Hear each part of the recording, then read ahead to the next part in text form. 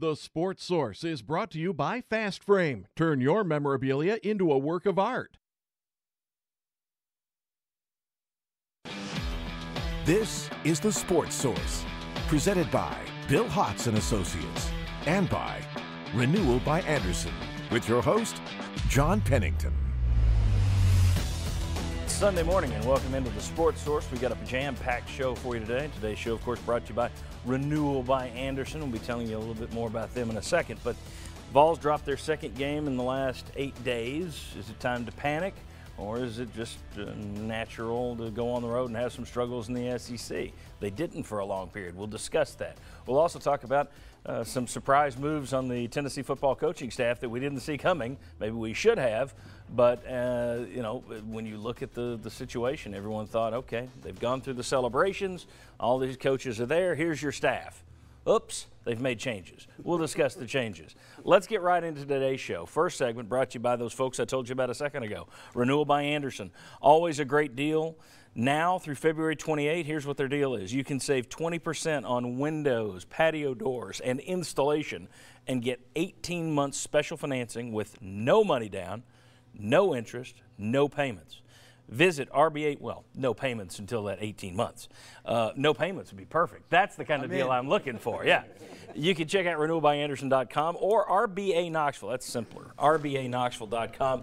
Check out the best windows and doors in America. Always a great deal through the end of this month. Don't forget, 20% off windows, patio doors, and installation, and that great financing. All right, want to welcome in the first wave of panelists we have today, covering our basketball as usual. Mr. Mark Pancratz, former Vol coach under Bruce Pearl and Cuonzo Martin.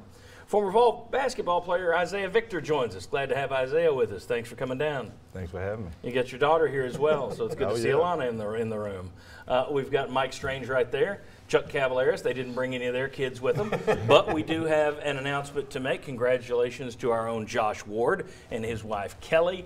They had a son last night, just last night, a little boy born to them, and we congratulate them, though I will say it's been 12 hours. I don't know that Josh really gets an excused absence today, but I'll allow it. Congratulations to them. I know Josh was joking last week that he may go with the name John if it was a boy, because he would finally be able to say yes when people asked, are you related to John Ward? Yes, I'm his father. But no word on a name yet from the Wards, but congratulations to them. Guys, that was the positive. The negative is Tennessee looked like trash last night in Georgia. That was an ugly game to watch. Both teams couldn't hit anything in the first half. The Vols lost 73-62. Rick Barnes is now 0-3 against Georgia. You pointed that early in the year. You said he has struggled with Georgia so far. He struggled again yesterday. Grant Williams, 1 for 8 from the floor. Bad night for him, wound up with 5 points. Tennessee shot about 35% period for the whole night. I'll ask you and Isaiah your thoughts on last night's game. How ugly and why? Well, I think you hit on Grant Williams, and one of the things was there's a big side of it. Not only the first half, he started out poorly. Our defense was okay to start out. When you go on the road, we were getting some interior shots that Grant just missed, and a couple other guys were missing shots at the rim. And then Grant kind of was invisible in the second half.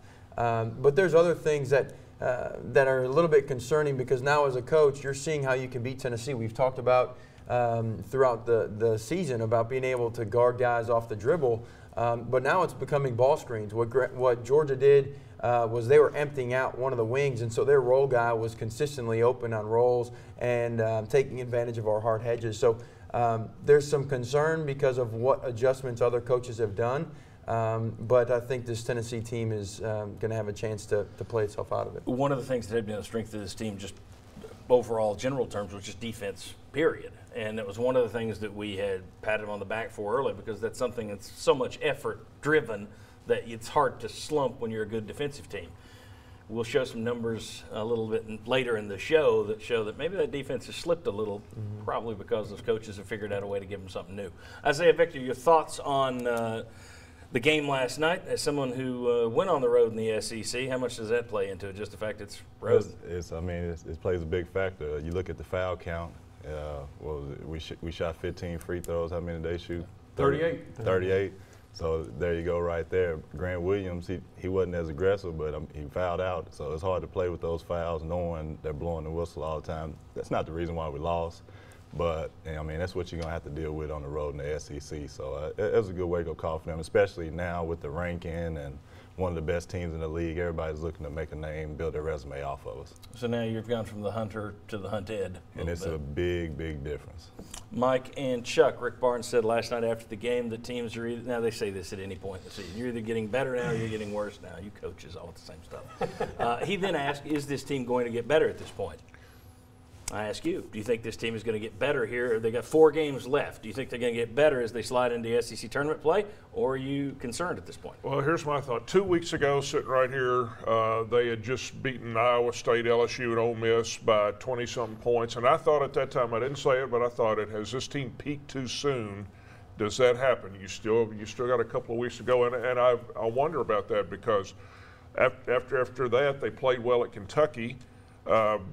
Then they've lost 2 or 3, and I don't think they played great against South Carolina for the most part. So I wonder if they can get their mojo back. You had that 6-game win streak, but it was the last 3 of those where you were winning by 23, 23, 33 that felt like maybe you'd peaked a little. And you also said last week that market correction.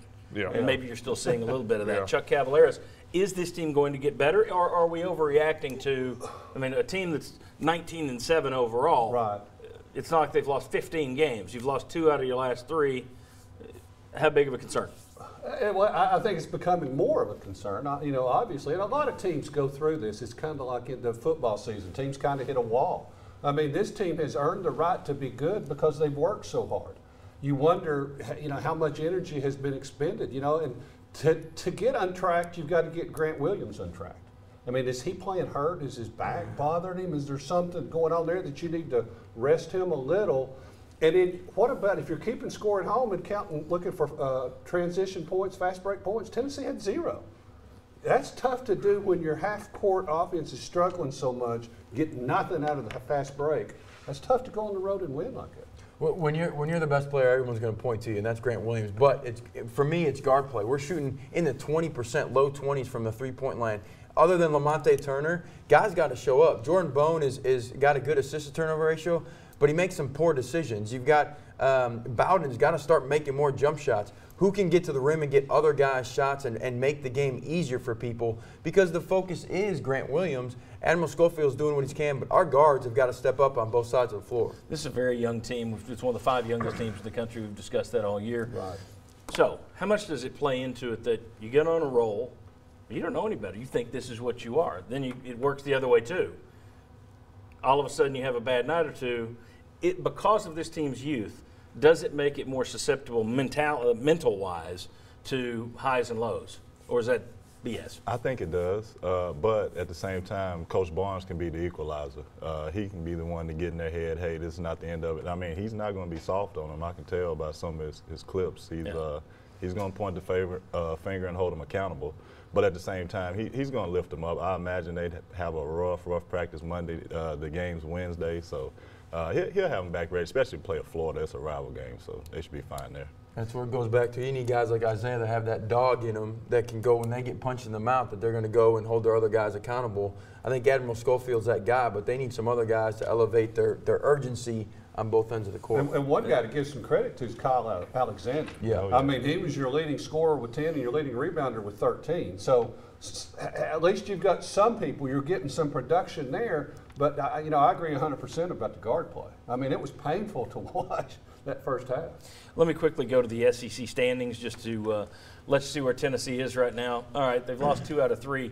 They haven't given up much ground, though, to those around them. They're still 2 games behind Auburn. And you see the numbers to the right, that's everybody's last 3 games.